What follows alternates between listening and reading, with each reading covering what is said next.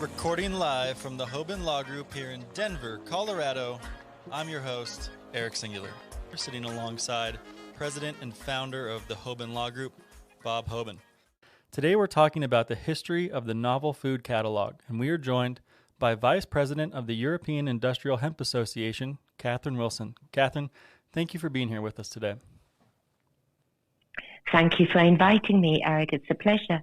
Of course, with respect to the European Union, there are a number of laws, and particularly in the context of cannabis and CBD and hemp, that we want to touch on right now, which is to talk about the novel food designation, the novel food catalog. And this is an issue that I know is near and dear to your heart and to the European Industrial Hemp Association. Maybe give us a little bit of insight, especially for our American listeners who are more familiar probably with the FDA and the regulatory concerns here in the States. What is the novel food designation, the novel food catalog, and where did it all begin? Where's it going? The novel food catalog was set up in 1997 to basically protect the European consumer and to ensure that the food we buy is safe. It's actually a very good document. It's a very good piece of recommendation, but it doesn't always work for you.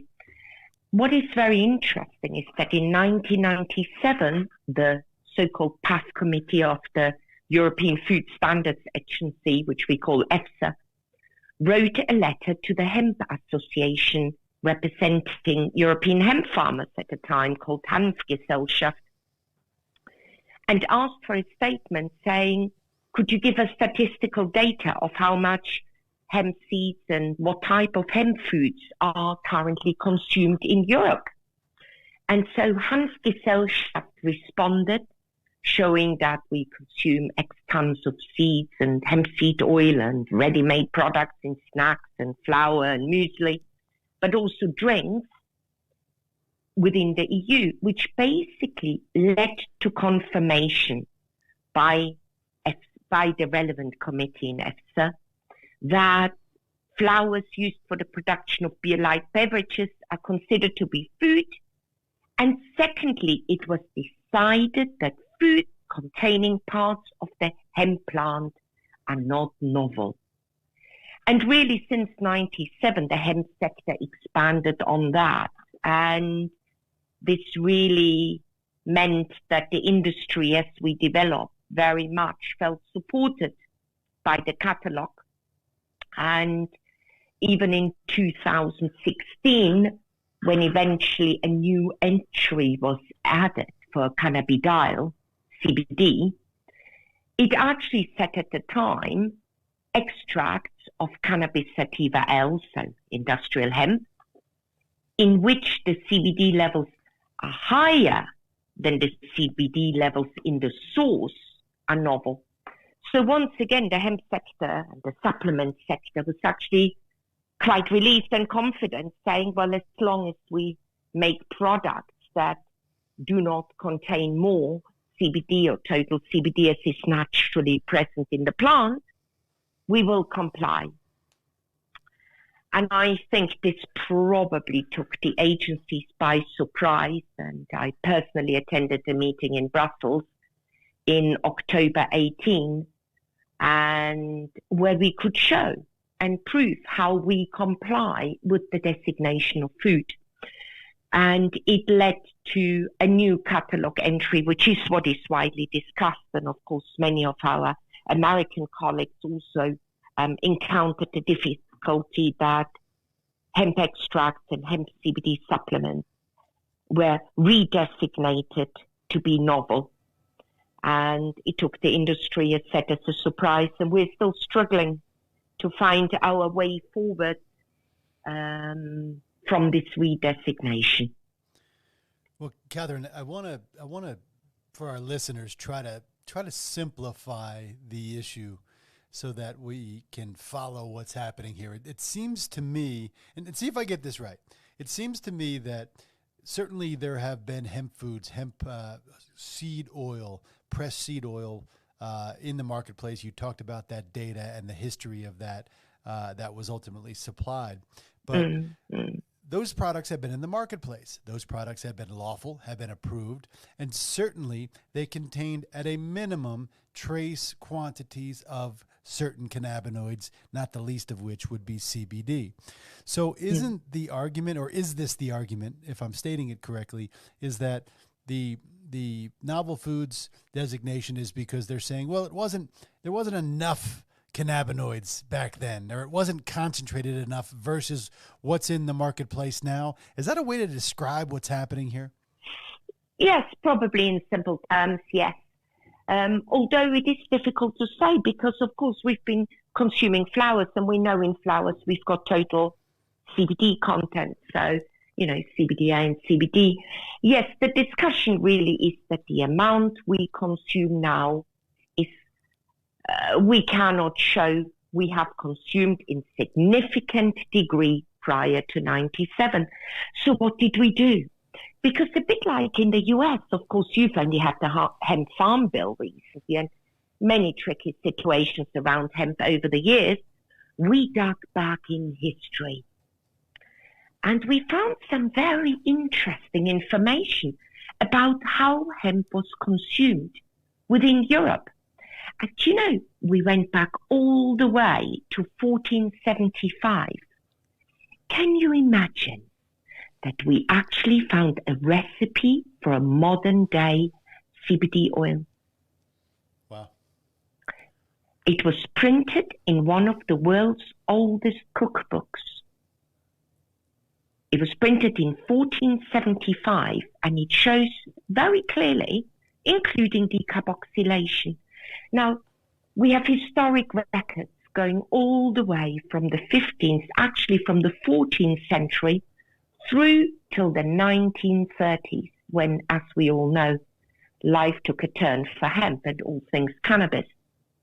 So the question isn't much, we also try to successfully say, look, you're asking us to prove a consumption prior to 97 of a product that for the last 50, 60 years were banned from consumption. Can we go back to historic use? So we weren't successful, I would like to say.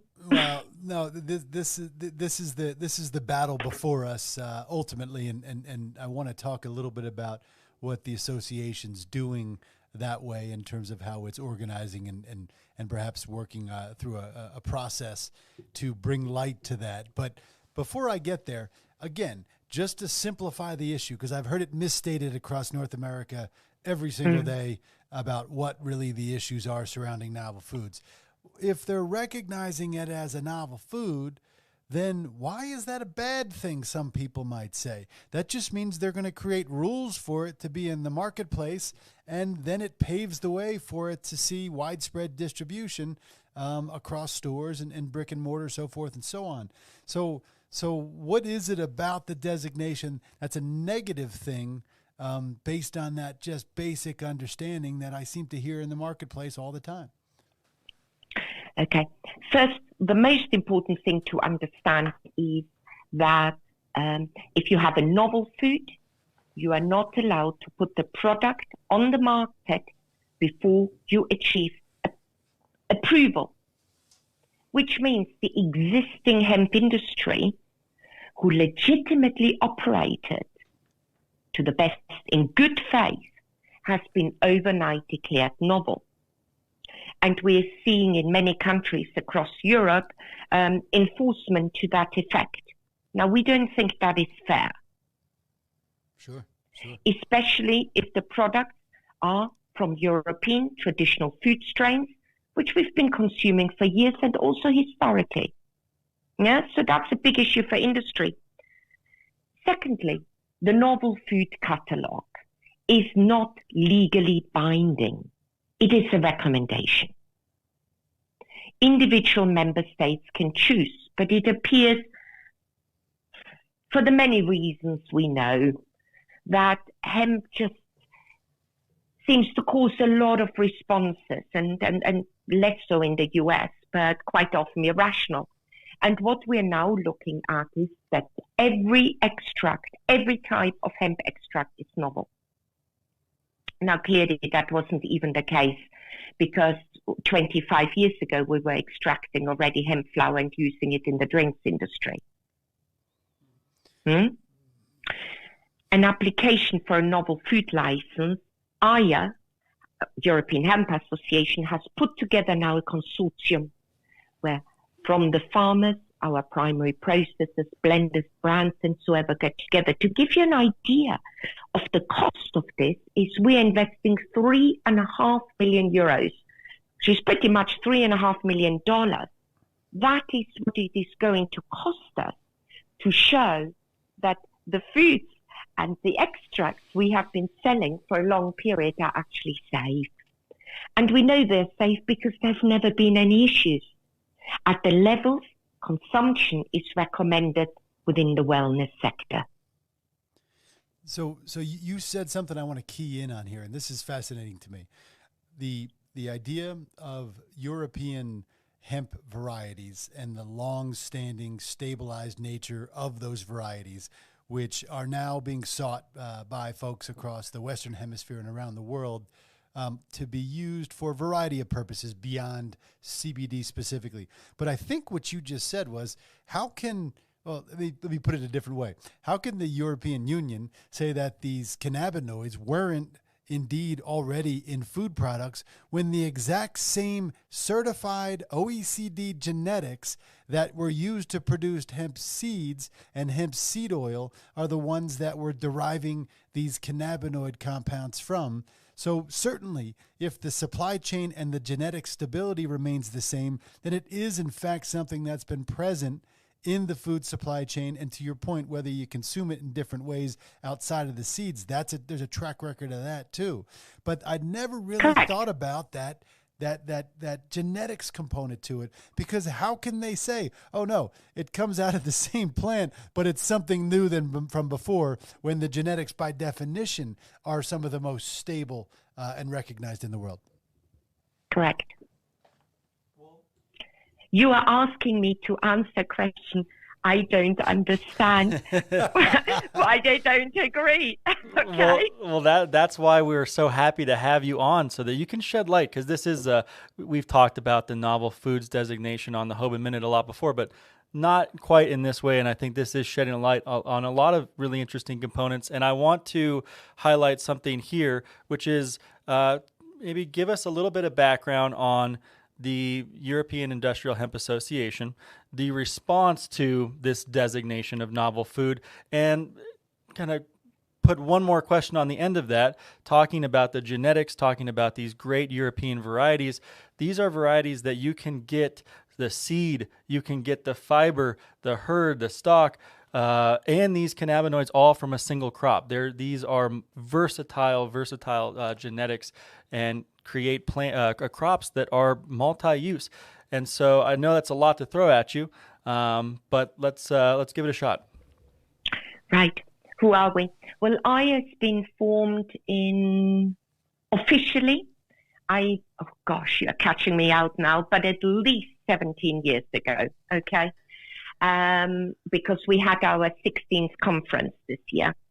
And we represent really the whole value chain. It was primarily formed originally as a fiber and bast fiber association, because, as you know, there is construction materials. More recently, much investment is going into development of finer fibers for various applications.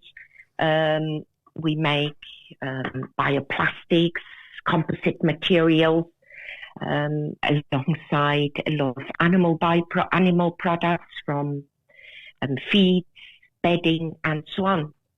Now, what is very different in our strains is that we use the top for food production where possible, the leaves for food production, cosmetics where possible, because it cross-finances the fiber production and the development into products that are basically carbon negative. And that is my personal passion, and I hope we have a few minutes to talk about that. But before that, you asked me what was our response to the EU.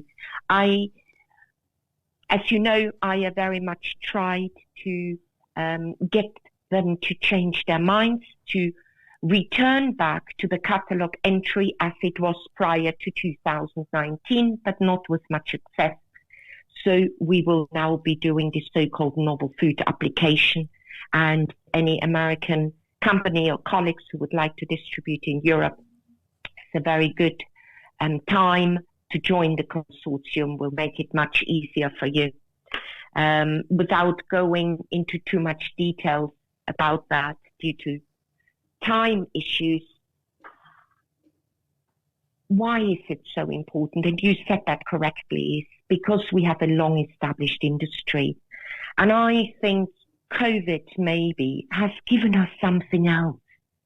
Because have you seen in the US by chance the images of the Himalayas that were visible from the northern Punjab from 130 miles away? For the first time in 30 years, the Himalayas were visible. Have any of you seen that? I have seen that image online, yes. You know, it is without question that this isn't a question of climate change. I'm not going there. But one thing we do know is we are polluting our planet. And I think nobody can really escape that. And we have a raw material available, hemp fiber, that grows 7 feet or taller. That is the ideal raw material in so many industrial applications. And to that point, to start introducing that concept in Brussels and the wider community, we've recently written our hemp manifesto. And at the back of it, we are now developing what is called, and will distribute in due course, the Green Deal. Hemp is the real Green Deal. And we believe and we foresee that we will be able to grow hundreds of thousands of acres in the future to give a raw material that cleans the air and absorbs, sequesters carbon from atmosphere into its fibrous stalk. We can use that stalk to turn it into material that in construction we know helps, in insulation materials. It would almost make another wonderful minute to actually tell you more about the different qualities if you're interested.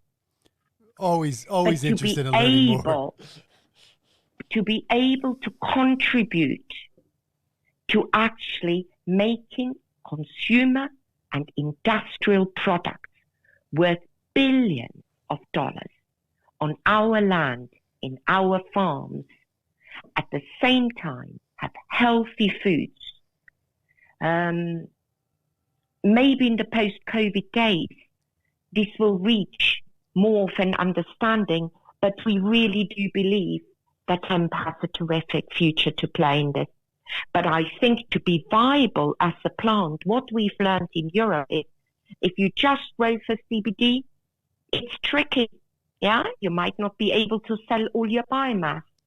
And if you grow just for fiber, you don't make enough money either, because otherwise farmers are asked, and apologies to any vegans, you're asked to rear a chicken, but you're asked to throw away the breast and the thighs, and all you're allowed to do is keep the bones. So it doesn't stack up. So we need to achieve these so-called whole plant utilizations to ensure that our farmers have a viable crop and a more competitive and viable field for each other. Even if they can't sell all the flowers or all the leaves, they need the extra income, and vice versa. Well, and it protects the farmers, Catherine. It ultimately, exactly, by diversifying or creating multiple distribution channels from one plant. But there seems to be a lot of resistance from it, because there's this notion that somehow, some way, CBD farming, which is more horticultural style versus ag style, generally speaking, is more profitable. And certainly if the prices were stable, if distribution was stable, if regulations existed uniformly around the world, then that might be a true statement. But even then, I would argue that it still wouldn't be that profitable on its own, because when you normalize it and create standards, it invites competition that all operate by the same rules, thereby eliminating these high price points we see. But I couldn't agree with you more. When you talk about the whole plant use, or what sort of we've been referring to oftentimes as the new paradigm for hemp, because new for us, remember, we could only plant hemp in recent history since 2014, and actually 2015 is when the first plants went in the ground. So we're talking about a long gap between when the U.S. did produce industrial hemp from the 40s into what we're seeing now. And of course, what did we plant? And you and I have talked about this before. We planted a lot of highly feminized, horticultural style, high cannabinoid yielding varieties. And that worked for farmers for a couple of years. But then the market became saturated, and there was few distribution outlets, and the regulations from the FDA and the novel foods equivalent, they didn't come down yet. So now farmers are saying, well, there's no money in hemp. Well, that's not true. You just have to be crafty. You have to look at the plant for the multiple uses. That's why we're all in this anyway, to see come to fruition the multiple uses of the plant. So what would you say to farmers that say, I'm going to get rich selling CBD, so you can't convince me to grow the whole plant or use whole plant style? Well, I can never tell anybody to do anything, but I think it's probably, unless you have fixed contracts in place, probably quite a dangerous strategy. With regards to any hemp farmer asking, I grow the whole plant so I can sell all the fiber. That is dangerous too, because as you know yourself, we don't have the infrastructure in place yet. And I likened that recently to somebody a little bit like oil. You've got the oil in the ground, but you need the refinery to turn it into the materials that has so many different applications. We need to build the infrastructure, the decorticators, the pelletizers, all the various material streams that we can use it for construction. This will be a learning curve, and it lends actually itself to those who are keen to experiment and to learn. There's a lot of know-how in Europe, but even that is limited, and we get inquiries from Asia, from many countries, and we can't cover everything either. I think the opportunities, we've seen some great companies in the US here recently making boards, wooden floorboards from pressed hemp. Hemp flooring companies out of Kentucky. Yeah, I've seen that. Yeah. Great start. There will be much more, and more and more and more. And I think we have to have patience. And I think anybody who wants to go into hemp and think that next year they're going to be rich and it's going to solve all their problems, I would be negligent if I suggest that is your solution. But if you want to invest into the future and be part of probably one of the most exciting, inspiring and captivating industries with a great potential, then yes, do.